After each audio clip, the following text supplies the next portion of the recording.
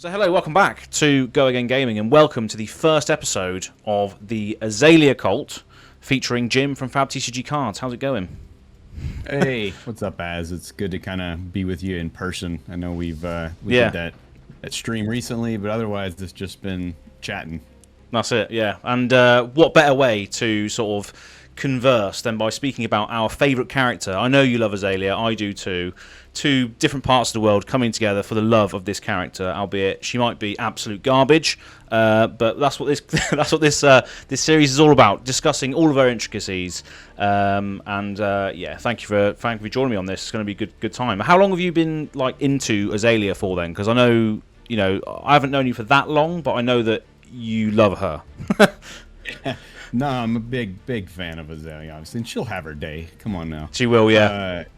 She basically, actually, since Arcane Rising release, so I was in the game during Welcome to Wraith's release, with Arcane Rising coming, and I've just had a history. Like, I'm actually my past is more video gaming than it is same here, yeah, tabletop. And I've always loved Ranger class, or anything with a bow and arrow. Basically, just had a lot of fun with. Yeah. So when Arcane Rising kind of was being teased and coming out, and I saw there was going to be a Ranger, I was like, all in. That's going to be what I'm going to try. Yeah. And then when it was Azalea, I was just like, oh my gosh. Yeah. She is awesome. Yeah, she's awesome. Just had some cool background, and she's badass. She is badass. It's kind of hard not to like her. Yeah, same here as well, really. I mean, when you say about video game background, I was very much always playing and role play. I played a lot of Dungeons and Dragons and stuff, and the class that I always sort of associate with is rogues and assassins. So I've always liked this sort of feel of a character, because I think Azalea, as much as she is a ranger, I think that she's more of a headhunter style ranger. Like, she wants to get the kill shot. The rangers that we think of like Aragorn from Lord of the Rings. They're like more of like people that are tracking things through the forest, laying traps and all that sort of thing. So I think Azalea at the moment where she stands is more of like we probably will see this, but more of like an assassin headhunter type vibe.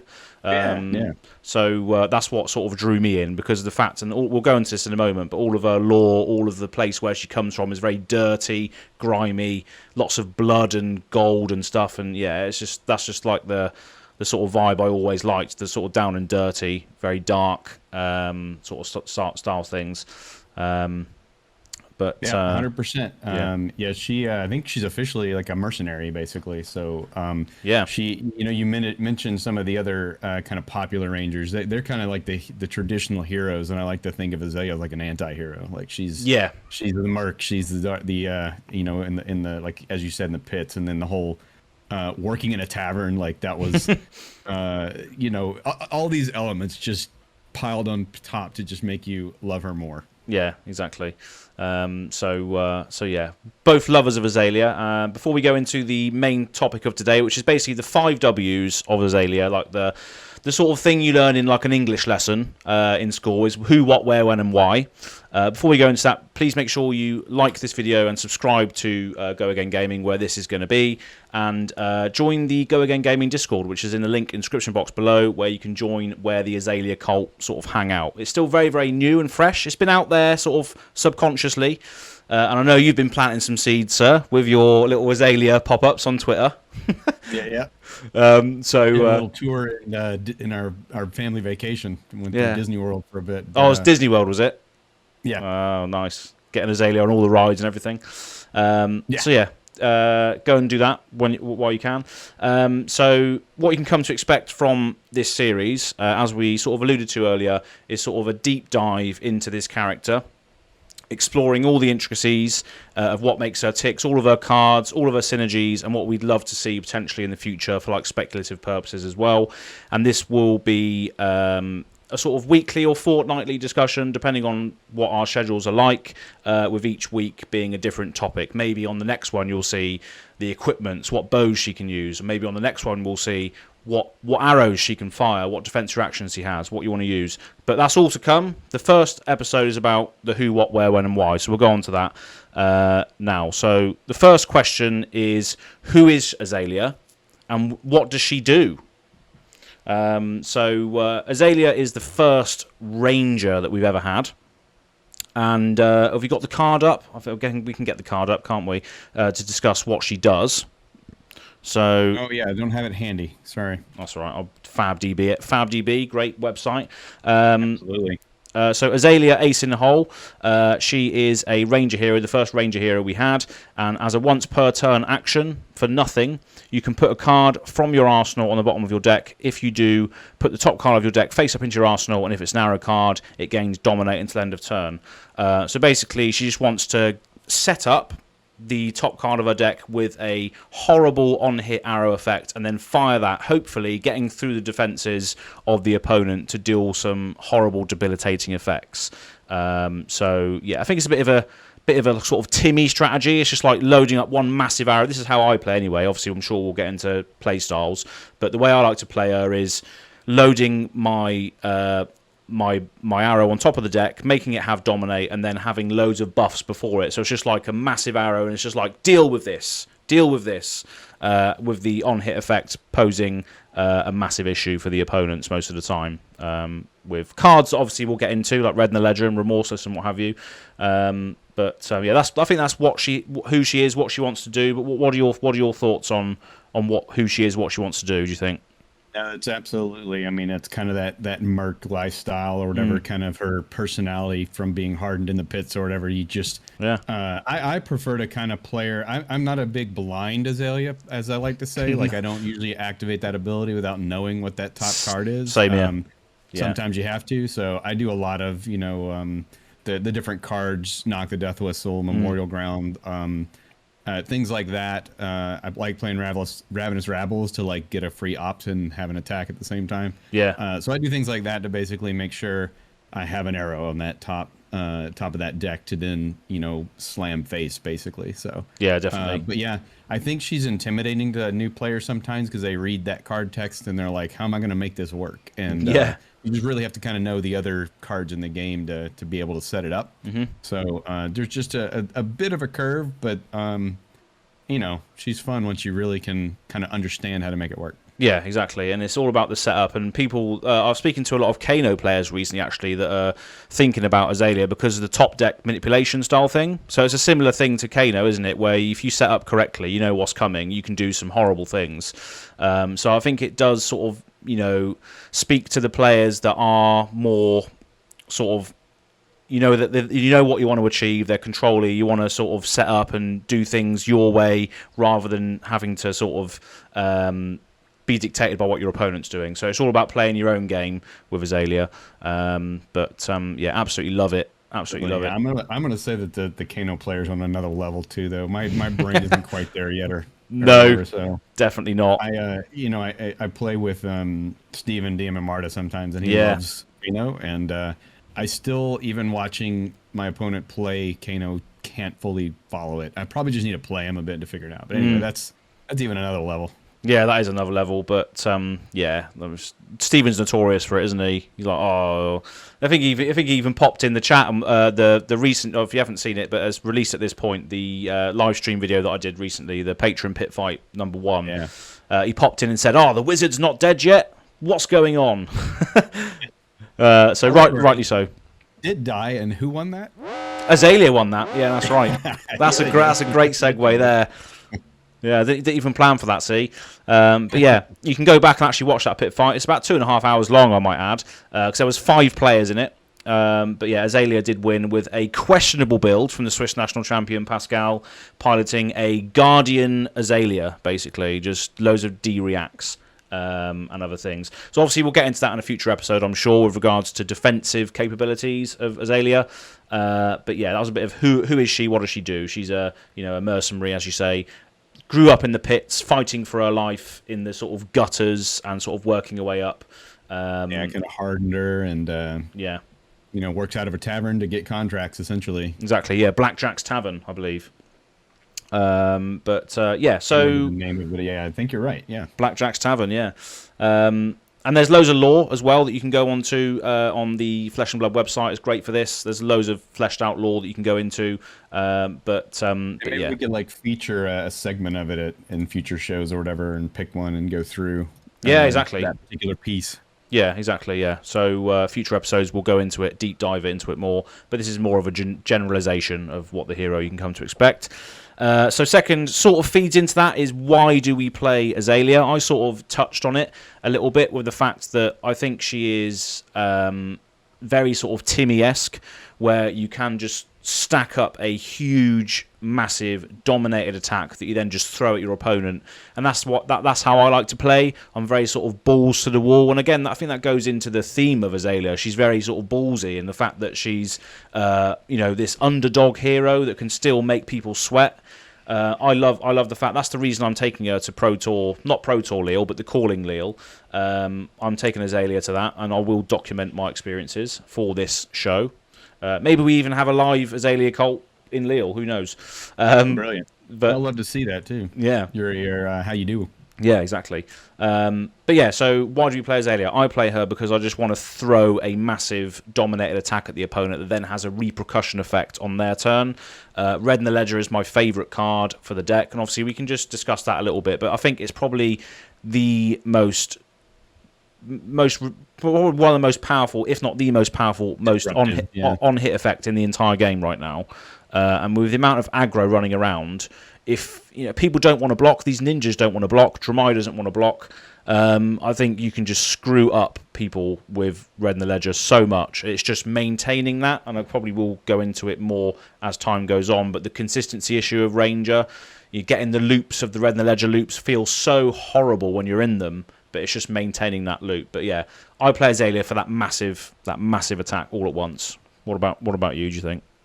No, I'm right on along the same lines. It's all about the on hits and the disruption, and you can kind of tailor which particular card you're trying to loop depending on the hero. Red in the Ledger is pretty default, I guess, for most heroes, but yeah, otherwise. I do that. Like I said, I run several cards to help me tutor it back from the graveyard or up into the top of the deck, etc. Yeah. To just do it over and over again. Yeah. Same thing. The problem and why she's not A tier is just the consistency. So you're gonna get hands every now and then where you don't have an arrow, or you get arrows, or just things that just aren't really gonna pump your attack enough or get you that big balls out attack, and that's kind of where we flop now. So yeah, we've been asking for a while to hopefully get something like a quiver or whatever, where you can kind of store arrows so that when you run into those situations, or I've also seen some folks, I think even Joey Decks and Drafts mentioned this one about a side like dagger or something, just to have a melee weapon that can attack, that is able to be used when you have those off turns where you can't really set up a good arrow attack. So there's loads of speculation as to what we could have or what we could want. I mean, a sidearm is definitely one of them. There's also a piece of art. If you look at Sikkim Shot, I might edit this in, I might not, but if you look at Sikkim Shot, in Sikkim Shot, Azalea has these red eyes going on, and she has these sort of demon dogs on leashes.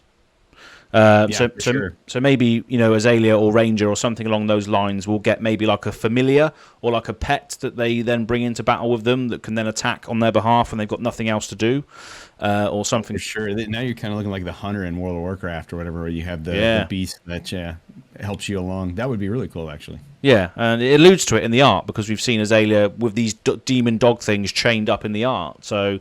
And that's, it'd have to be something like a very aggressive or demon dog or whatever. Yeah. There's no poodles with Azalea. No, there's no poodles in the pits. Definitely not. It'd be lunch for the other dogs. It would be, yeah. Yeah. The, what are they called? There's some, someone will correct us, but there's the dregs. I think they're called the dregs, the weird things that come out of the water. Oh, yeah. Sure. It is in the lore, but again, we'll explore it another time. But yeah, so yeah.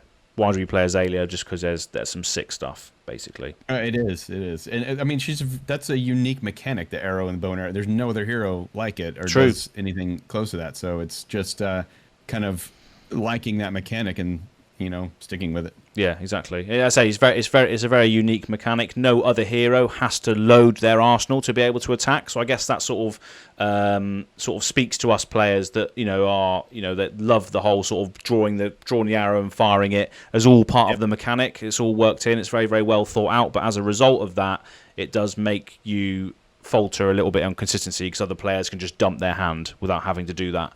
I feel like it also just makes it more like immersive into the lore or the fantasy aspect of the game too. You just feel like you're doing more than just playing a card. Like you're loading it and you're shooting it, etc. Yeah, it's a lot more sort of tactile because you have to do this. You have to move things around and able to do things. So yeah, that definitely factors in as to why we play Azalea as well. And I'm sure it does to a lot of people out there. So we already touched on this. Next one is, what does the Ranger class do and how does it work?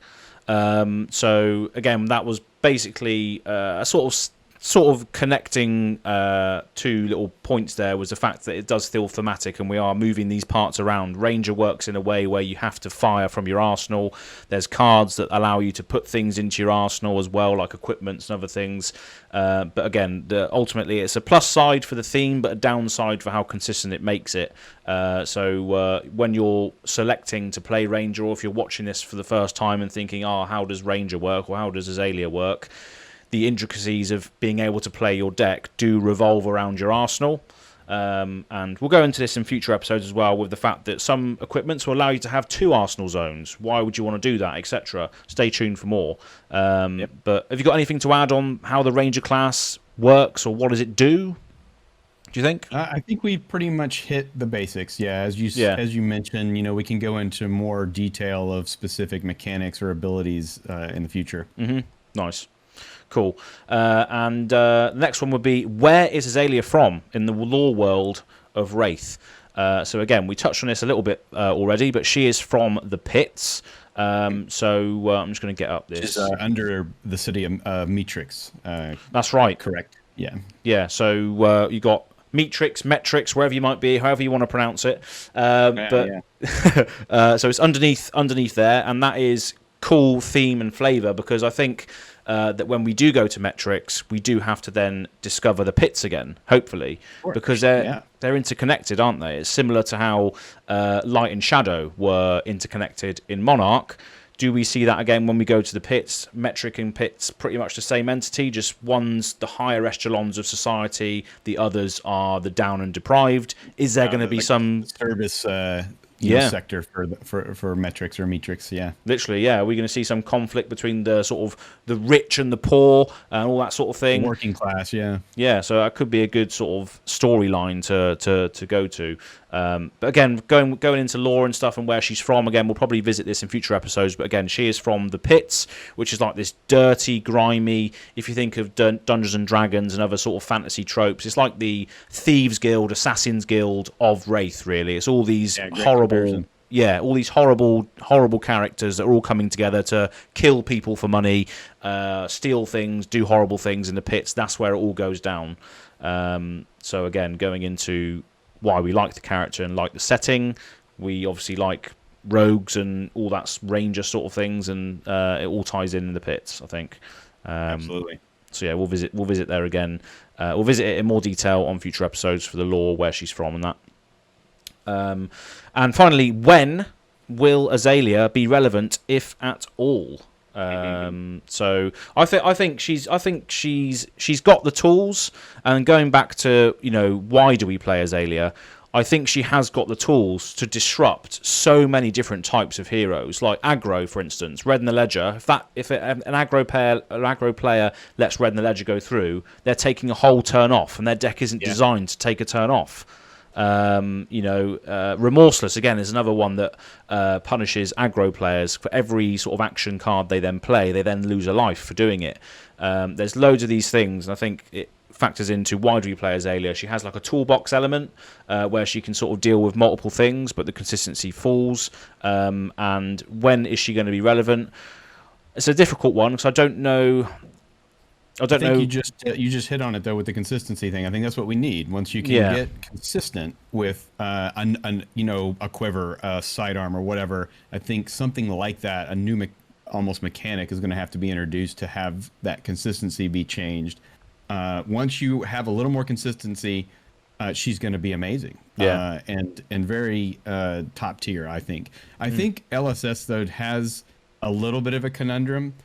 I mean, Azalea's got a massive following. I mean, I think we're going to have a lot of interest in the cult here and a lot of people wanting to join. And I think Ranger and Azalea in particular are a really popular hero.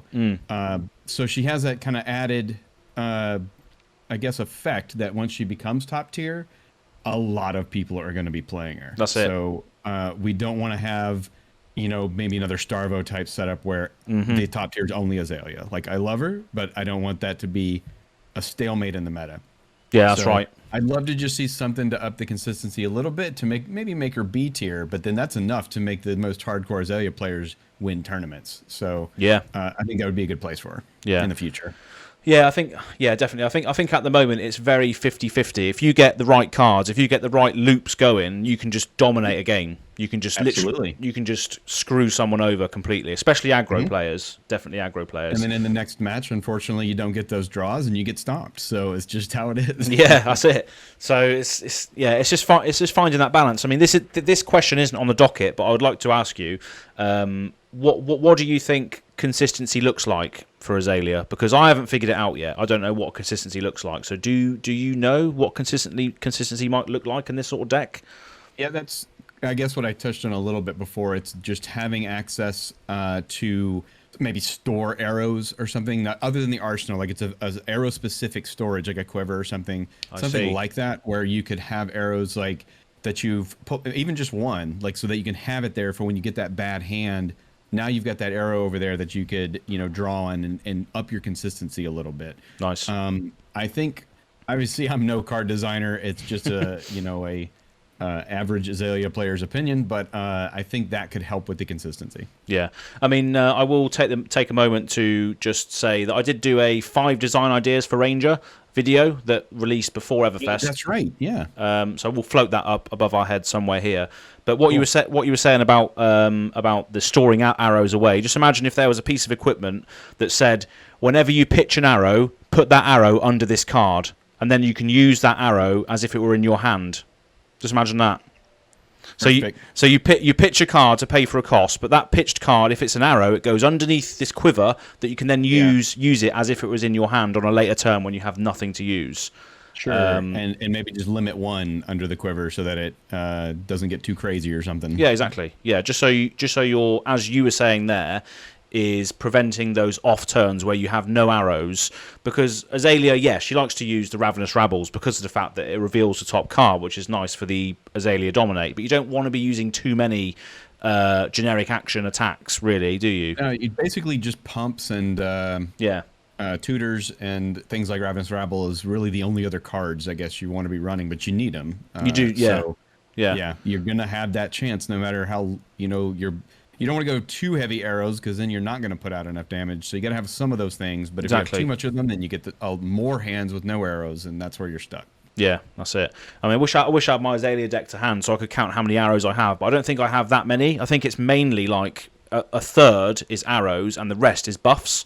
So the arrows when they're coming through, because you need a lot of opt. So if you can opt away most of the cards until you get an arrow, with the new Read the Glide Path card, which was perhaps one of the best cards I think for Azalea, was released in Everfest, I think is fantastic. Again, we'll go into it on the future episodes, but I don't have many arrows in my deck really. I think it's mainly buffs, and there's a few other like take covers, so I can actually defend and then set up still with the arsenal to then Skullbone cross wrap opt.